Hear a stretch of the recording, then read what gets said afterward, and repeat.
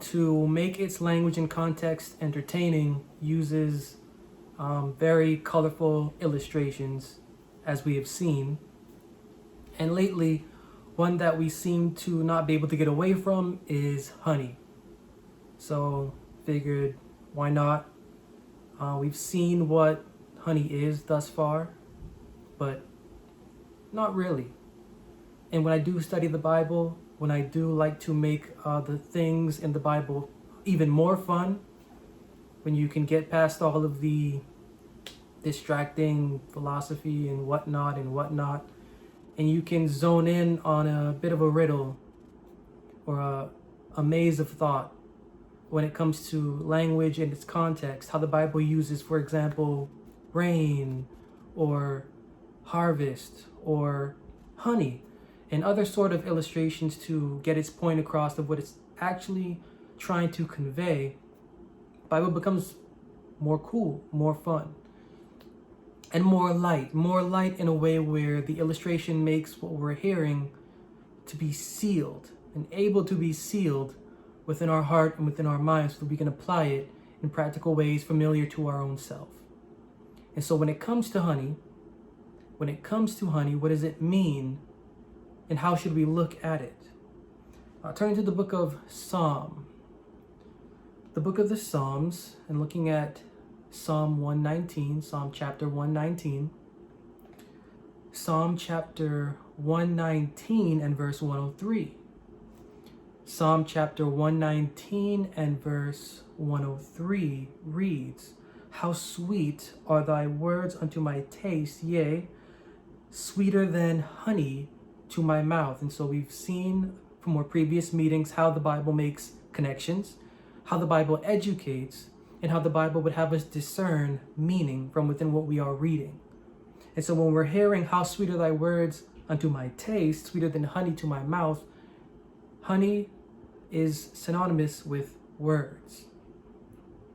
Honey is synonymous with words, and not just any kind of words, the words that are within Scripture. So whenever we're studying the Bible, we should be able to think about it in a colorful, fun, cool way. Like I'm opening up the Bible and I'm going to receive me some honey. I'm going to get me some honey today. Now, when we say I'm going to get me some honey today, what does that mean? We're going to look in the book of 1 Samuel, a scene where Saul and his son are going through whatever kerfuffle they're going through. And we're going to pick it up with that thought in mind. 1 Samuel 14, verse 24 to 27. 1 Samuel 14, 24 to 27. "And the men of Israel were distressed that day, for Saul had adjured the people, saying, Cursed is the man that eats any food until evening, that I may be avenged on mine enemies. So none of the people tasted any food. And all they of the land came to a wood, and there was honey upon the ground. And when the people were coming to the wood, behold, the honey dropped, but no man put his hand to his mouth, for the people feared the oath. But Jonathan heard not when his father charged the people with the oath. Wherefore he put forth the end of the rod that was in his hand, and dipped it in a honeycomb, and put his hand to his mouth. And his eyes were" what? It says, "and his eyes were enlightened." So when we're taking the honey within the Bible unto ourselves, the Bible wants us to know that honey, being synonymous with the words within the Scriptures, are also synonymous with the enlightening of the eyes. And these are not our literal eyes. Ephesians 1, 17 and 18. Ephesians 1, 17 and 18. "That the God of our Lord Jesus Christ, the Father of glory, may give unto you the spirit of wisdom and revelation in the knowledge of him, the eyes of your understanding being enlightened." The eyes of your understanding being enlightened, that you may know what is the hope of his calling, and what the riches of the glory of his inheritance in the saints. When we are tasting honey, when our mouth is tasting honey, when our mind is tasting the Scriptures, we are supposed to be, and we will if our heart and mind is in the right place, receiving an enlightening to our eyes, not necessarily our physical eyes, but an enlightening to our mind. Now, the Bible is using honey in this way so that we can feel encouraged enough to take the scriptures and its illustrations as sustenance.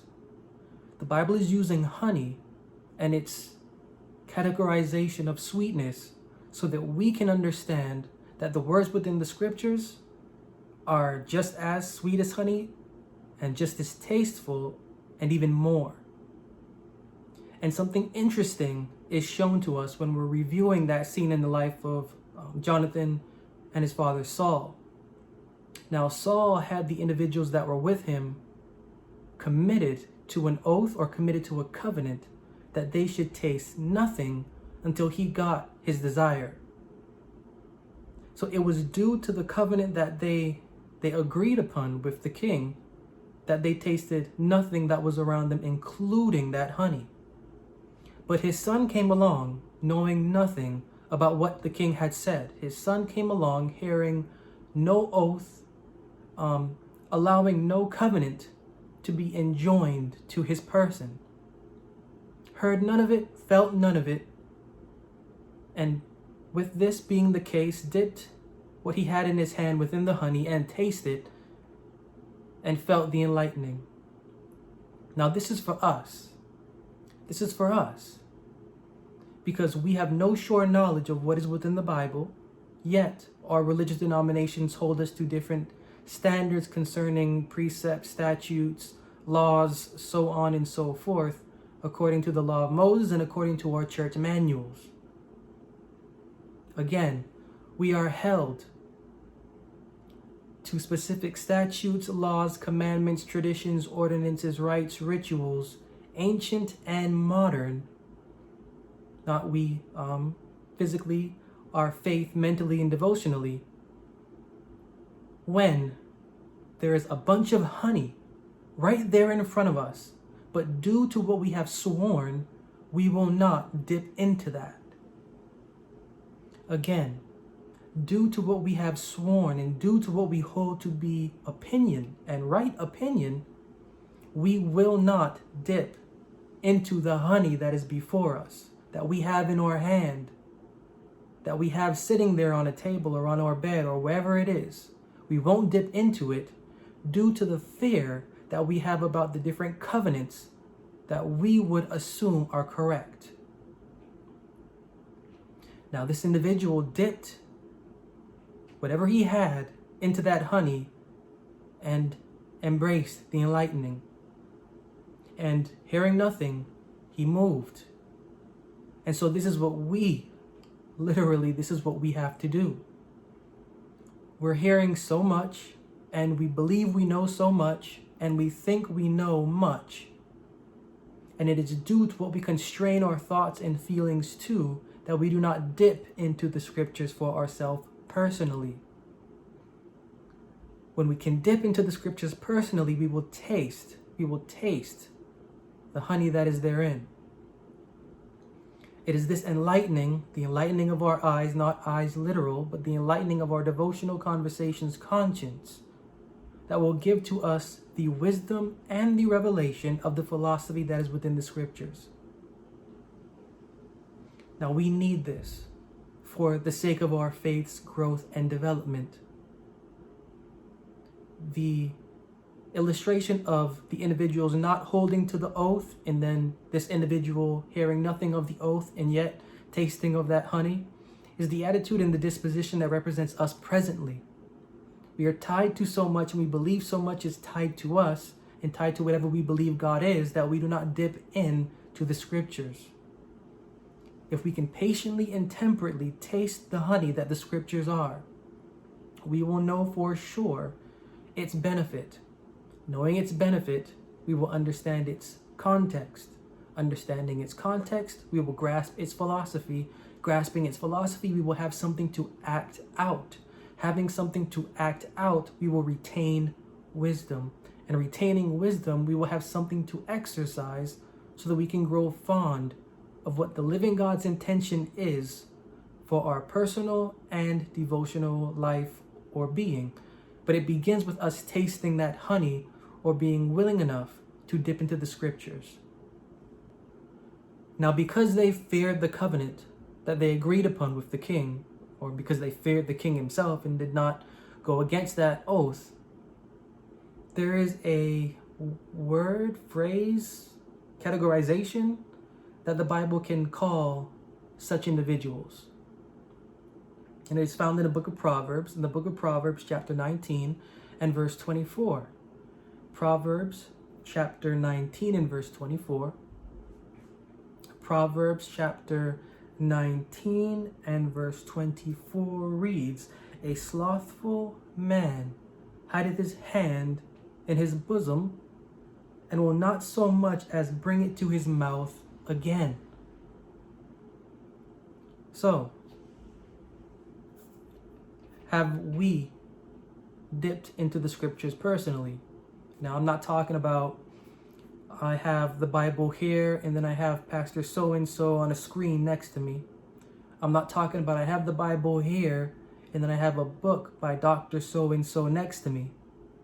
I'm not talking about I have a book by Dr. so-and-so next to me and a screen of opinions next to that. What I'm talking about is, are we bringing our hand from our heart to the scriptures and feeding ourselves? Ourselves, again, not physical, mentally, inwardly. If we're not doing this, the Bible has categorized our conversation and us as slothful, as neglectful. Why is it slothful? Why is it neglectful? Because it is neglecting the character of our faith. It is neglecting the spouse that we are supposed to be marrying. It all comes back to that spouse. There may be talk of definitions here and illustrations there and terms right there and understanding language and context in there. But at the end of it all, the point is about us being able to be comfortable in the presence of our own faith's face. And then allowing our faith's face to be comfortable enough to be in front of our face. And allowing those two faces to come together to marry. Now, if we're not tasting of what the scriptures, the philosophy within the Bible is offering to us, if we're not doing this independently, if we're not doing this without guide, if we are not taking the effort to take our own personal notes and to test our own personal opinions by what is written, and then by what is experienced, and then by what is put into play by us. If we are not doing this, we are neglecting our faith. And in doing so, we are neglecting the relationship that we should be having with our conversation. This is why the Bible would categorize such a person that will not bring their hand to their mouth as slothful. So these individuals, due to the covenant that they agreed upon, they did not bring their hand to their mouth for anything, including honey. But the individual that heard nothing, the individual that was just there, this person dipped whatever he had into the honey and tasted and was refreshed and was enlightened. We need to be like this. Whatever we have and whatever we think we know, we need to ignore its voice. This son ignored the voice of his father clearly. He clearly did not intend to hear anything that this person had to say, for whatever reason. And it was because of that he then ventured out into wherever he ventured out in and found that honey that nobody else would taste. And so when it comes to our faith, we really need to shut our faith's ears off to what's not honey. But how can we know what's not honey if our ears are continually open to a whole bunch of all sorts of other tasting things? There is honey in the Bible. Whatever we take to be outside of that, there are terms for what those are in reference to taste. But there is honey within the scriptures, and our ears need to grow numb. Our ears need to grow numb to the oaths and to the covenants that we have grown accustomed to, so that we can receive that enlightenment. learning about how the Bible uses honey in context is to move us to think about its further context or its ultimate context. So we know that honey in the scriptures means the words within the scriptures. But what does that actually mean? The words, the living God's words, these are the honey, or this is the honey. But what is the ultimate context of those words that are honey? So looking in the book of the Psalms, Psalm 19, 9 and 10, Psalm 19, 9 and 10. Psalm chapter 19, verses 9 and 10. Psalm chapter 19, verses 9 and 10 reads, "The fear of the Lord is clean, enduring forever. The judgments of the Lord are true and righteous altogether. More to be desired are they than gold, yea, than fine gold. Yet there's more.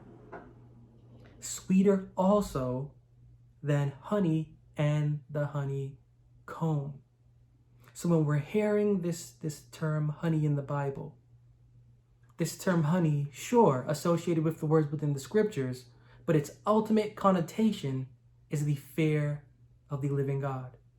Now, the fear of the living God, not fear as in I'm afraid or scared, fear meaning awe, in awe of, or fear meaning respect, or revering or in reverence of. So when we're tasting the honey within the scriptures, when we're receiving the enlightening of our eyes, the eyes of our conversation's conscience, we are actually learning and receiving the living God's fear. Or we are having set within us a respect or a reverence for the living God as creator and as everything completely necessary for our experience, that we may transcend it in a way that matters. So it is the fear of the living God, it is the fear of the living God that is, in its truest sense, the honey. So when we're searching the scriptures, when we're tasting them, sure, the scriptures taste good, better than honey, equivalent to or better than honey. But it is what we're getting from the scriptures. It is what we're pulling from the scriptures that is actually the honeycomb. It is that actually what we're pulling from the scriptures that is the honeycomb, and what we're pulling from the scriptures is the fear of the living God. Now, turning to Isaiah 44:18, we can actually see the opposite of this. Due to the individual being neglectful and being slothful, the opposite will happen. And the opposite is found in the book of Isaiah 44:18. Diligence, faithfulness to the scriptures and to the words within the Bible, to understand them and to exercise them, will give us honey for understanding the living God's fear. But a refusal to do so, a refusal to feed our faith, a refusal to acknowledge our spouse, lands us Isaiah 44 and verse 18. Isaiah 44 and verse 18, Isaiah 44 and verse 18 says, "They have not known nor understood, for he hath shut their" what? "They have not known nor understood, for he hath shut their eyes, that they cannot see, and their hearts, that they cannot understand." Now, if we are having an experience with the Bible and we're not understanding anything within it, we need to depend on prescriptions from outside of the Bible. We need Pastor so-and-so. We need opinion this and that. We need guru and guide. We need websites. We need all of this because our eyes are not working. Our eyes are not working, so we need someone to lead us about. You know how Paul was blind and had to have someone lead him about, then Paul made someone blind and that person had to have them lead them about. This is our faith. Our faith needs to be led about because it has no sight. When we're not that diligent, we're going to need to be carried about because we have no eyes to see. And so hopefully we can see why it is important for the Bible's mind that we handle our experience, something we talked about in our last meeting together. It is important for us to handle our experience so that we can have our eyes develop as they ought. Our eyes need health. Our eyes need to be able to see. If we're not able to see much, we're not going to be able to grasp much. If we're not going to be able to grasp much, that means that we are going to need crutches, or we are going to need someone to lead us and carry us about.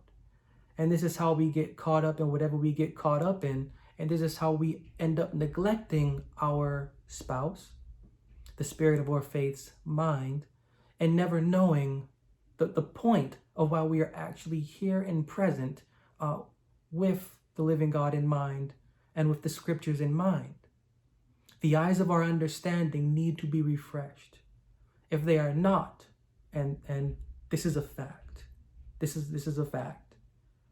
If we are not taking the time to refresh the sight of our eyes by reviewing the scriptures and by tasting of the honey within it, and then by pulling from it that necessary honey to have, we are going to have our eyes cut off, and we are going to have our understanding stopped. Why? Because there are many verses that articulate that the living God observes the spirit of our conversation, and the sincere and from the insincere. Now, these things within the Bible are kept, not for all, but for the willing. And not simply just for the willing, but for the individual that wants inward help for their human being. Now, if we want this help for our human being, as we said in our time together, we will do what we have to do for it, searching whatever we have to search within the scriptures, remaining within the scriptures, exercising what we learn, and going at that in grit, letting nothing from the out get in, because the only thing that matters is what is within these words on these pages. The individual that does not care that much, and this is true to fact, there is a living God that sees and hears and knows, and the insincere will have their understanding cut off. Now, when the insincere has their understanding cut off, their belief will be in every delusion, and they will travel from house to house, from place to place. Pastor so-and-so and Pastor so-and-so will become the thus saith the Lord more than what is in the Bible. It is because our eyes have been stopped. Psalm 13 says, "Lighten mine eyes, lest I sleep the sleep of death." Again, Psalm 13 says, "Lighten mine eyes, lest I sleep the sleep of death." When our eyes are not perceiving what is within the Bible, when our eyes are not perceiving our own devotional conversation, it is because we, not we physically, but our faith, and the eyes or the mind of our faith is passed away. So our prayer should continually be, "Lighten mine eyes, lest I sleep the sleep of death." Because once this happens, once this takes place, there will be a cutting off of our understanding, and we will be wandering. We will be wandering from place to place, from person to pastor, from pastor to friend, from friend to website, from website to whatever. We will be wandering from place to place, looking and searching, because we will not take the time to open up the Bible for ourselves because of whatever fear we have. So the lesson is, we need to quit hearing the voice in our head that tells us we cannot understand the Bible. We need to quit that voice and ignore it. And we need to ignore all of the other voices that are coming from outside of our conversation, just as Jonathan did. Just as Jonathan ignored his father and did not hold to the oath and to the covenant, we need to ignore and let go of the covenants and the opinions that we hold, so that we too can taste that honey within the Bible. When we can do this, we will begin to gain and regain our vision to see ourselves in a new light, our conversation in a new light, to live in God's devotional character as it ought to be, and our experience for what it is. And so turning to the book of Proverbs, chapter 15 and verse 33.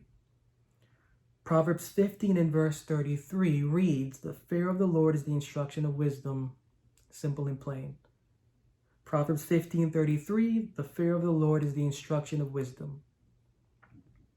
Job 28:28. Job 28:28, "And unto man he said, Behold, the fear of the Lord, that is wisdom, and to depart from evil is understanding." And so again, we find ourselves wrapped back up into the concept, into the experience of justification. Justification is the cleansing of the conversation. Cleansing the conversation means that it needs to depart from something that is unclean. And here we have Job 28:28. "Behold, the fear of the Lord, that is wisdom, and to depart from evil is understanding." Now, the evil that our faith is to depart from is that evil preventing us from tasting the honey within the scriptures. Now, that means that there is some sort of confinement that our faith has to some sort of traditional religious standard or to some sort of opinion that it needs to let go of. And this is not my opinion. This is Bible. Because Bible has a plan for our faith once we let go of everything that we need to let go of. Once we can ignore those voices, and once we can taste the honey that is within the scriptures, and once we can pull from the scriptures that honeycomb, once we can allow the eyes of our understanding to be enlightened by what we pull from the scriptures alone, we will then be able to take what we are receiving to better tune out everything else around it and to focus in on that reception for the experience we have. Now, that for the purpose of departing from the evil of what we previously knew, and that evil being a devotional conversation that kept our conversation from experiencing words personally, and not just experiencing words personally, but exercising them, taking note of them, and then living them. So when we're able to do this, we know we have the understanding of the scriptures. We know we're living by the understanding of the scriptures because we're not living by oath, we're not living by covenant, we're not living by treaty, policy, we're actually living by wisdom.